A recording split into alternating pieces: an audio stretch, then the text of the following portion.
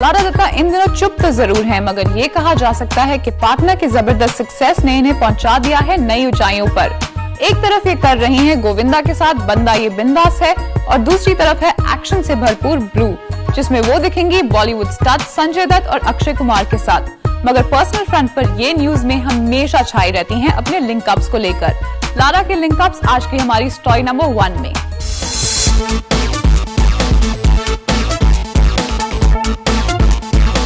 केली डॉजी से स्प्लिट के बाद लारा दत्ता का नाम कईयों से जोड़ा गया। पार्टनर की रिलीज के दौरान उनको सलमान खान का नया लव इंटरेस्ट बताया गया और सलमान और कटरीना के बीच दरार का कारण भी लारा को ठहराया गया। फिर कुछ दिन बाद उनके कई फिल्मों के को स्टार रह चुके बॉबी देओल से उन्हें लिंक किया गया और हाल ही में खबर उड़ी कि लारा और Dino are seeing each other. सच्चाई का खुलासा तो लारा खुद ही कर पाएंगी।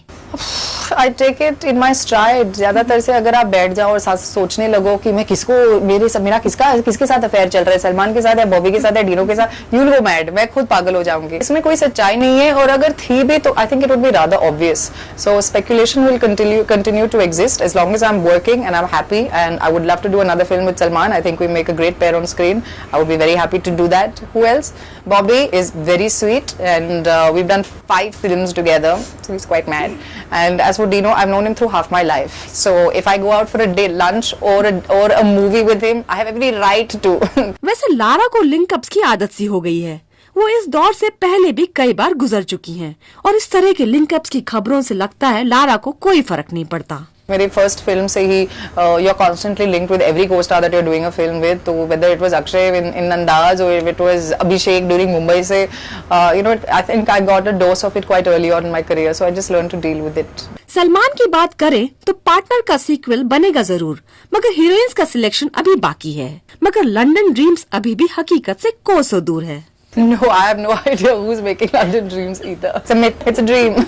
वैसे लारा को पार्टनर के सीक्वल में लेना कोई गलत डिसीजन नहीं होगा, क्योंकि नो एंट्री, झूम बराबर झूम और पार्टनर में लारा की कॉमेडी को पसंद किया गया था। I think मेरी सबसे फेवरेट जॉनर है कॉमेडी। I think बहुत कम कॉमेडी एक्ट्रेसेस हैं फिलहाल अभी इंडस्ट्री में, so it's really nice। Partner की सक्सेस से लारा के करियर को फायदा तो बेशक हुआ, और उनके हाथ आई 2 बड़े बैनर्स के प्रेस्टिजियस प्रोजेक्ट्स, अष्टविनायक की ब्लू संजय दत्त और अक्षय कुमार के साथ, और गोविंदा के ऑपोजिट बंदा ये बिंदास है।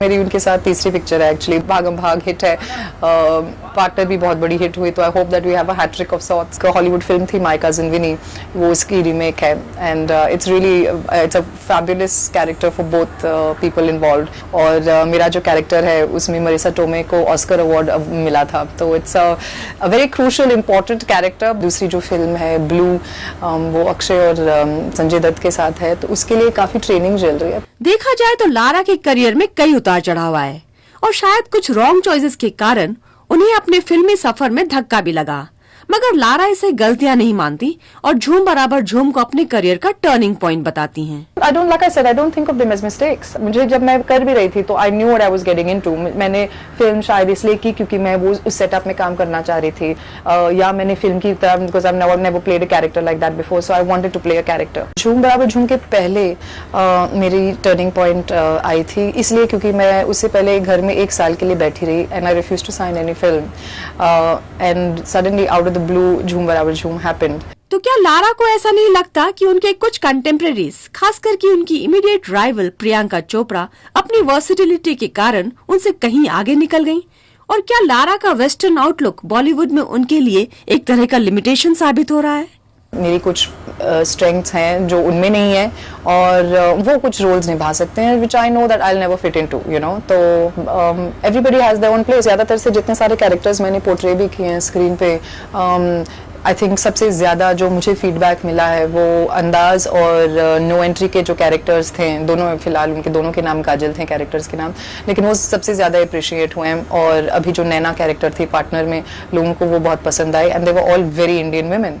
कई अप्स एंड डाउन्स के बाद लगता है लारा के करियर ने अब एक राह पकड़ ली है, और जिस तरह की फिल्में उनके पास फिलहाल हैं, उससे वो अपनी इस कामयाबी को और आगे ले जाएंगी, इसमें तो कोई शक नहीं। सीमा सिन्हा, ज़ूम, मुंबई।